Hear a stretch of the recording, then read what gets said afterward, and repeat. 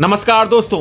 तो आजाद हिंदुस्तान के इतिहास में पहली बार किसी औरत को फांसी हो सकती है और इसके लिए मथुरा जेल के महिला फांसी घर में तैयारियां भी शुरू कर दी गई हैं।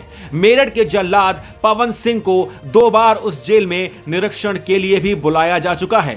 हालांकि अभी इसमें एक पेच उलझा हुआ है। कहते हैं ना कि अगर न्याय में देरी होती है तो वो न्याय नहीं होता।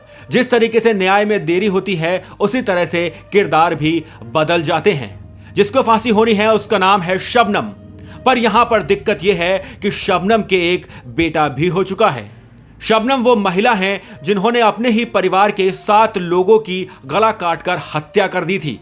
उस समय शबनम गर्भवती थी और अब वो बच्चा पैदा हो चुका है और उस बच्चे ने राष्ट्रपति से एक मार्मिक अपील भी की है कि उसकी मां को छोड़ दिया जाए क्योंकि उनके सिवा उसकी जिंदगी में और कोई नहीं है। तो आइए जानते हैं कि आखिर ये सारा मामला क्या है। क्यों अमरोहा जिले के बावनखेड़ी गांव में अब कोई भी अपनी बच्ची का नाम शबनम नहीं रखता। 14 अप्रैल 2008 की रात अमरोहा जनपद के हसनपुर थाना क्षेत्र के गांव बावनखेड़ी में प्रेमी सलीम के साथ मिलकर मास्टर शौकत अली की बेटी शबनम ने अपने ही परिवार के 7 लोगों की हत्या कर दी थी। इसमें पिता शौकत अली, मां हाशमी, भाई अनीस और राशिद, भाभी अंजुम, फुफेरी बहन राबिया की कुल्हाड़ी से गला काटकर हत्या कर दी गई थी, जबकि मासूम भतीजे अर्श की गला दबाकर हत्या की थी। जब घटना स्थल पर पुलिस पहुंची तो शबनम ने कहा था कि गर्मी महसूस होने की वजह से जीने का दरवाजा खोलकर वो छत पर टहलने गई थी। इसी दौरान बदमाश घर में दाखिल हो गए थे। मौके पर सभी की लाशों को चादर ओढ़ दी गई थी। मन में सवाल उठा कि शबनम को कैसे पता चल गया था कि सभी की हत्या हो चुकी है। घर से नशीली गोलियां भी मिली थीं। पोस्टमार्टम रिपोर्ट में भी हत्या करने से पहले नशा या जहरीला पदार्थ देने की पुष्टि हुई थी, जबकि शबनम बेहोश तक नहीं हुई थी। कहानी की शुरुआत होती है शबनम के घर से। शबनम का घर गांव में सड़क के किनारे है। अतरासी हसनपुर रोड पर स्थित शबनम के घर के सामने एक आरा मशीन है। सलीम उसी आरा मशीन पर मजदूरी का काम करता था। दोनों की प्रेम कहानी यहीं से शुरू हुई।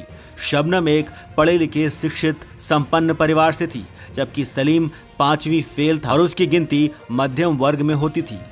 यहाँ से इन दोनों की प्रेम कहानी शुरू हुई। इसी दौरान शबनम गर्भवती हो गई। गर्भवती होने के बाद शबनम को बदनामी का डर सताने लगा। उसे लगा कि परिवार वाले अब उसे जीने नहीं देंगे। इसी वजह से शायद उसने सारे परिवार की ही हत्या कर दी, जिससे कि सारी संपत्ति भी उसे ही मिल जाए और वो सलीम के साथ अपना ये गंदा खेल खेल सके। तो जिन लोगों को लगता है कि यह मामला प्यार का है, जरा वो शबनम और सलीम के दिए गए बयानों पर भी एक नजर डाल लें। 15 जुलाई 2010 को सुनाए गए मृत्यु दंड के फैसले के बाद ये बयान शबनम ने दिया है। रात के 2 बजे सलीम छुरीनुमा कोई चीज लेकर मेरे घर आया था। मैंने ऊपर छत की जाली से उसे खुद देखा था।